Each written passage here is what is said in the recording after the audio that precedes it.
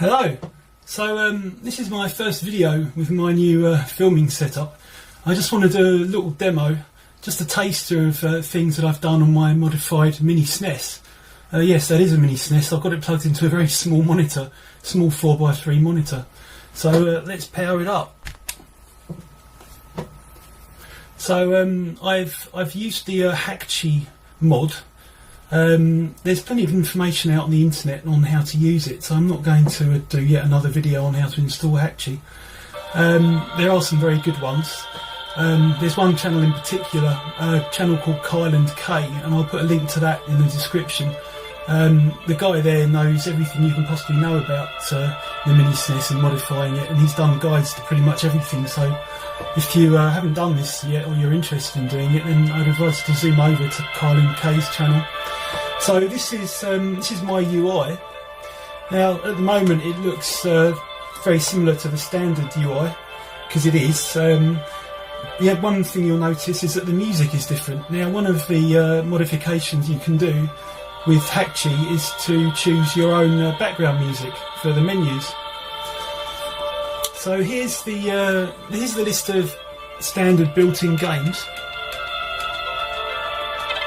I'll just go into one of them.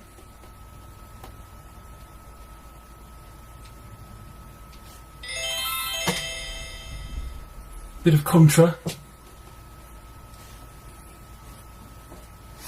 Now one thing you notice, having the mini SNES plugged into a 4x3 screen, is that when you're playing the standard games, you still get the border on the right and the left, because that's because the SNES is outputting a 16:9 picture, and my TV is squeezing it into a 4x3 aspect ratio.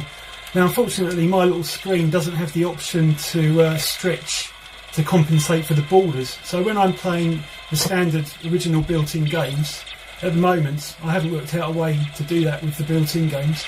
I have to have these borders on the left and right. But all is not lost. There are ways around that which I'm about to show you. So one of the other handy things that the Hakchi mod allows you to do is to come out of games by pressing a button combination on your joypad. So gone are the days of having to keep reaching over and pressing the reset button on the mini SNES, which was always a bit of a pain. If you press down and select, it just goes straight back into the menu. That's one of the really good little things they've added into Hakchi, I would say. So I've got the list of normal games here. Now there's an extra folder here which shouldn't normally be there. Now this is a folder which has been put in by Hakchi, and this opens a whole Pandora's box of awesomeness. More games. So what Hakchi does is allows you to build a folder structure to your own liking. So within the More Games folder, which is what I'm in now, I've made a set of 4 or 5 other folders, and they're all named, and you can change the icon for the folders. As you can see, they've got a Super Nintendo, Mega Drive, Game Boy Advance, and I've got some arcade games. Now the first thing I'm going to do is go into Super Nintendo. Now I mentioned the fact that the original games have those borders on the left and right. The Hakchi app will enable you to install additional Super Nintendo emulators, which are all based on RetroArch and the libretto cores that you get with RetroArch. One of the absolute best things about that is not only does it mean you can add basically any Super Nintendo game ever made onto here, in addition to the ones that came on it. Say if I go into Pilot Wings, RetroArch lets you configure the aspect ratio so that you can fill the whole screen, so you don't have those horrible black borders for SNES games on a 4x3 screen anymore. And of course Pilot Wings is one of the games that was sorely missing. I don't think I will ever understand how Nintendo managed to miss Pilot Wings off the original set of games. It just doesn't make any sense to me at all. But there you go.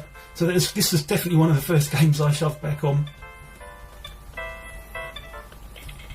Great game this, very relaxing, nice music. Pretty unique thing at the time as well, wasn't it? Because flight sims in the early 90s were all pretty much a serious affair, and This had a much more light-hearted approach to flying. Right, I never said I was very good at this. And there he goes. I'll just come out of Pilot Wings. So I've only got a couple of additional SNES games on here at the moment. I like shoot 'em ups, so I've put R-Type 3 on here, which was a SNES exclusive, I believe. So it's definitely well worth checking this out if you like the R-Type series and you haven't played R-Type 3 Third Lightning.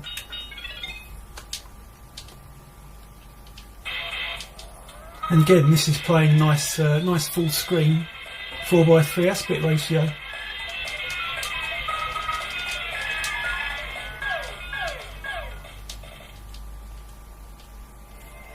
It's a good game. This I haven't spent enough time on it yet. I do love R-Type, but this is one of the games in the series that I've played the absolute least. So I need to do something about that pretty soon.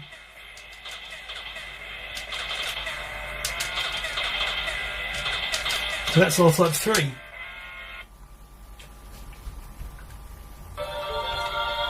I'm going to go back into my More Games folder. So yes, one of the absolutely amazing things that Hakchi allows you to do is stick games from other systems on. I'm going to go into Mega Drive, or Genesis if you're a Yank. Right. Shadow Dancer, this is probably my favourite Mega Drive game of all time. I think it's the best Shinobi game. Bit of a controversial opinion there, I know, because people dearly love the other Mega Drive Shinobi games. But I just like the very, very arcadey action of this. It's just more my kind of thing, really, compared to Super Shinobi.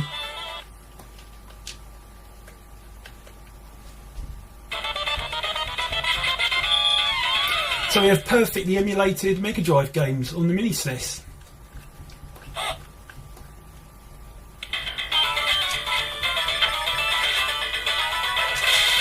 One of the things I love about this game is the dog.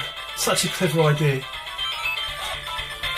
can use it like a kind of smart weapon where you can charge it up and then release it. And he grapples with the bad guys, holding them up so you can get a chance to shoot them.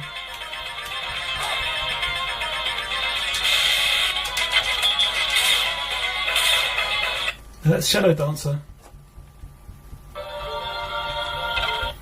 Going to a couple more systems now. So you might have noticed I've got a Game Boy Advance on here.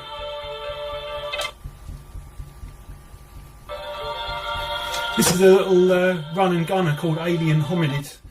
Reasonably obscure. I think it's extremely expensive and collectible, the Game Boy Advance version to buy. This is just a great little... For a lazy comparison, great little Contra style run and gunner really.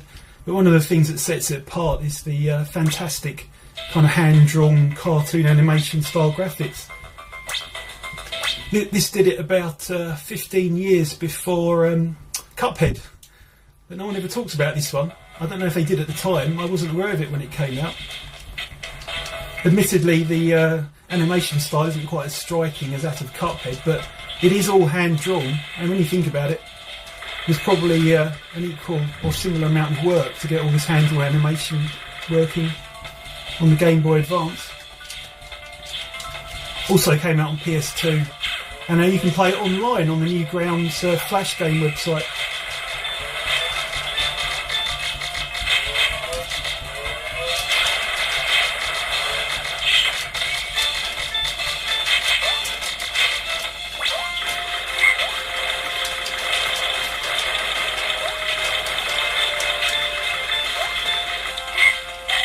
You can bite people's heads off. So that's Alien Hominid on the on the Game Boy Advance. Another game I was playing on that Game Boy Advance emulator recently was Castlevania Area of Sorrow, the last Castlevania game to come out on the GBA. It's a bloody great game. I do recommend that if you like the Symphony of the Night style Castlevania games. So, getting near the end of this video, I said it was going to be a short one. Hasn't been short actually. But anyway, I'm going to go into arcade. Now you can, as I said, you can make any subfolder structure you like. So within arcade I've because there's so many thousands of arcade games I could have on here, I've decided to separate them into genre. So at the moment I've got a Brawlers folder and a Shoot 'em Ups folder. Let's go into Brawlers. I've got one Brawler arcade game on here at the moment. Final Fight. The Super Nintendo version was a bit lacking, if you ask me. The main problem with it was only one player. So you can't beat the arcade version of Final Fight, and it works perfectly. So just a little thing about the emulators. For most of the arcade games I've got on here at the moment, I'm using an emulator called Final Burn Alpha, which most of you would have heard of who know much about emulation. You can use M.A.M.E as well. There's a whole world of stuff to discover when it comes to using particular emulators for particular games. I've just found that Final Burn Alpha generally emulates very well the games that I want to play, but I do use M.A.M.E for certain games as well, because M.A.M.E and Final Burn Alpha both have certain games that they don't support that the other one does. I've changed the name of this particular arcade ROM. I've just put FBA 2016 after Final Fight. You can see there in the name bar. So you can have any name you like in the names of the games, but I find it handy to have a little description of what emulator it's running and things like that. But let's go into Final Fight.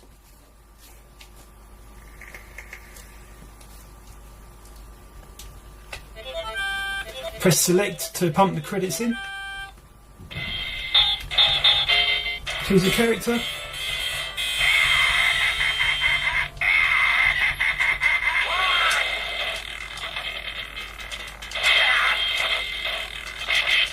There's Final Fight.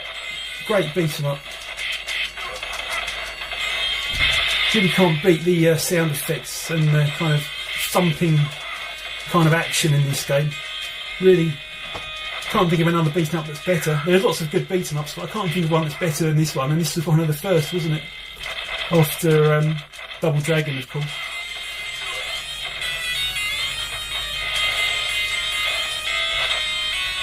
So there's arcade perfect Final Fight for you.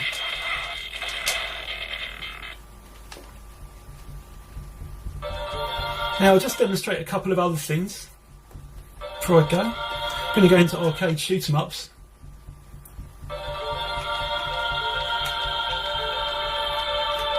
So I've got some games, some vertical scrolling shoot 'em ups on here, where in the arcade the screen would have been vertically orientated.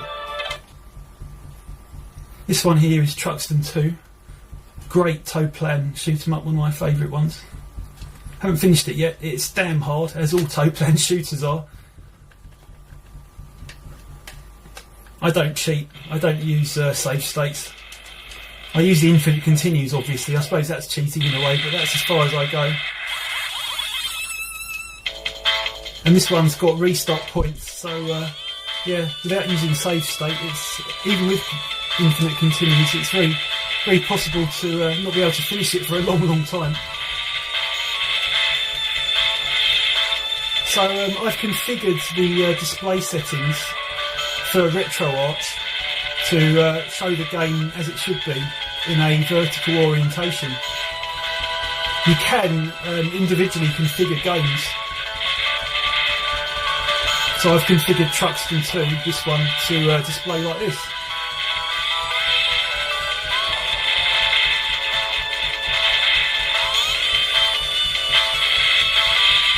So yeah, great game. Recommend any toe plan shoot 'em up. I don't think there's a bad toe plan shoot 'em up. So if you want to put some arcade games on, I definitely recommend looking at the list of toe plan. Toe plan, of course, became Cave after they disappeared. A lot of people from toe plan went on to make Cave. So you know the heritage of toe plan lives on in Cave.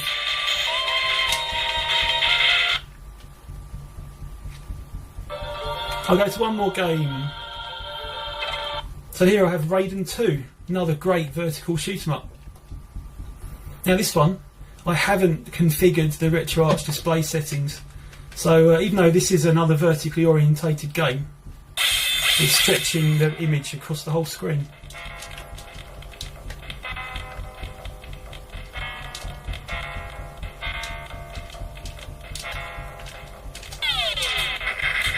Typical.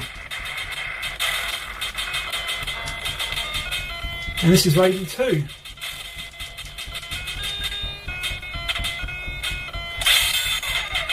Now, one of the things that Hakchi lets you do is set auto fire on your buttons. You turn that option on in the Hakchi app, and when you're playing games, you can set a button combination on the joypad to turn auto fire on or off for any of your buttons, which is really handy, obviously, for games like this. So that's another big benefit of Hakchi.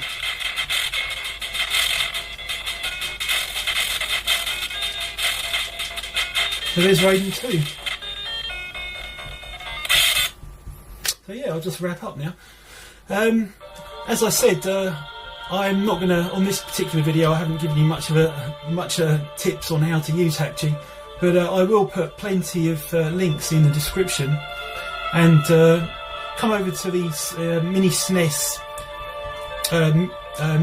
mod Reddit subreddit.